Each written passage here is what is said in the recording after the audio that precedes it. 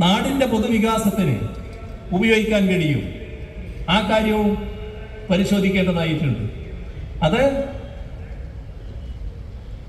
Business കാര്യങ്ങൾ മാത്രമല്ല, ചിലപ്പോൾ ചില ബിസിനസ് കാര്യങ്ങളും ഉണ്ടാകും.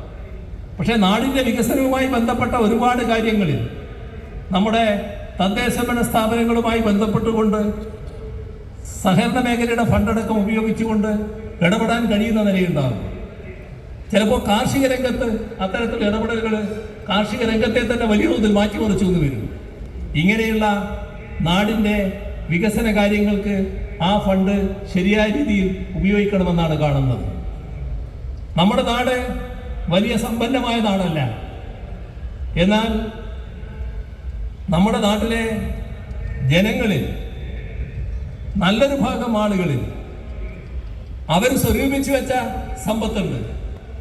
പലതരത്തിലാകാം. ചിലപ്പോൾ സ്വർണമായിട്ട് കിടക്കുന്നതാകാം, ചിലപ്പോൾ ചില നിക്ഷേപ തരത്തിൽ കിടക്കുന്നതാകാം. അതിങ്ങനെ സൂക്ഷിച്ചു വെച്ചിരിക്കുകയാണ്. നമുക്ക് കൃത്യമായ രീതിയിൽ ഇടപെടാൻ കഴിഞ്ഞാൽ കൃത്യമായ ധാരണ അവർക്കും വേണം ഇത് ശരിയായ രീതിയിൽ ഉപയോഗിക്കുന്നു എന്നുള്ളത്. അങ്ങനെയുള്ള പദ്ധതികൾ നാട്ടിൽ രൂപം കൊടുക്കാൻ കഴിഞ്ഞാൽ ആ വെറുതെ കിടക്കുന്ന പണം അവർക്ക് കൂടുതൽ വരുമാനം ഉണ്ടാക്കുന്നതിന് വേണ്ടി നിക്ഷേപിക്കാൻ സാധിക്കും. അങ്ങനെയുള്ള സംവിധാനങ്ങൾ എങ്ങനെ ഉപയോഗിക്കാൻ പറ്റും? ഇത് വ്യക്തികളിലുണ്ട്, കുടുംബങ്ങളിലുണ്ട്, ചില പൊതു സംവിധാനങ്ങളിലുണ്ട്, ഒരുപാട് പൊതുസ്ഥാപനങ്ങളുടെ കയ്യിലുണ്ട്.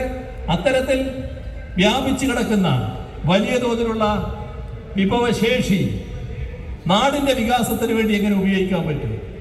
ഇതും നമ്മൾ ആലോചിക്കേണ്ടതാണ്.